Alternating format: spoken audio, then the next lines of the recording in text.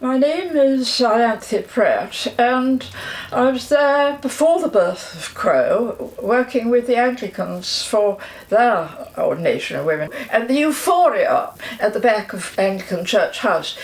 I don't remember except on VE Day, that was the end of World War II. It was just incredible. And very shortly after that, we Catholics met together and decided what should we do to carry on the work in our own church.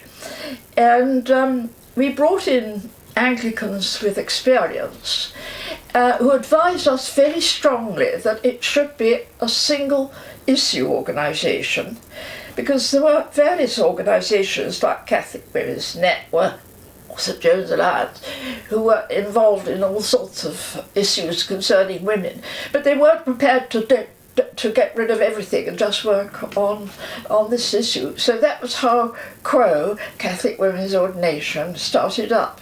Ianthe, tell me, why is this issue so important to you? Because I think the church is extremely imbalanced when the insight and values of women are not taken into account. Tell me what you think the church is missing by not having women priests. The understanding, empathy and experience of women.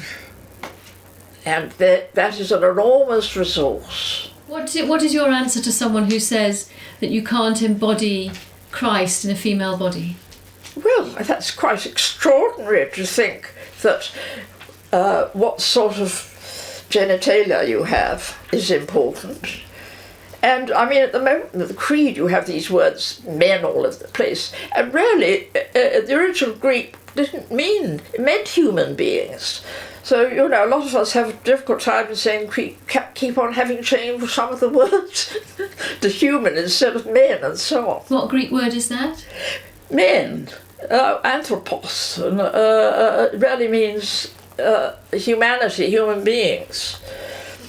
Theological understanding about women priests is very, very weak. The major theologians don't believe in that. It's a sort of house theology, if you know what I mean. Tell me about some of your experiences campaigning. What have been the highlights that you can think of? When the Pope came to London, it was decided by Crow to spend practically our last penny on hiring 40 central London buses with the great banner, Pope Benedict ordain women now. Now, I think that was far more important than a few people gathering on a piazza of a cathedral with banners and having arguments with people, because it got over to people that this was what was wanted and made people think. And I think that was a very good use of our resources. Have there been any other ways in which you've tried to raise issues within the church?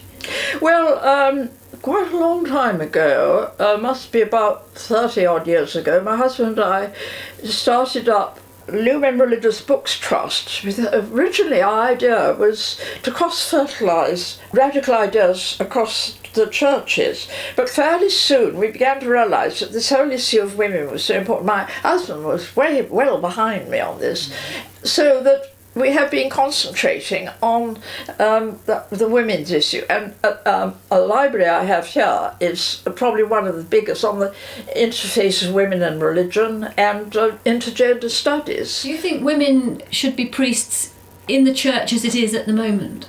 When we first started CRO, we put first aim was to women to be ordained, and then after that there should be a complete rethinking of what it was to be a priest. And very soon we realised that the priesthood as it was not really fit for men, let alone women. And so we changed the aims round. So the first aim was the changing concept and practice of priesthood, and then the ordination of women. Tell me what your vision of a priest is.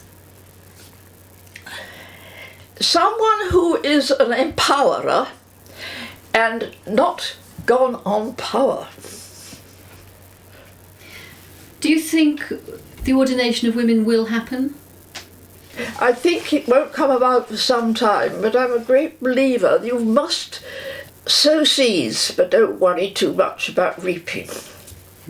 And I'm quite sure, I mean, looking back over the history of things, how much has actually changed.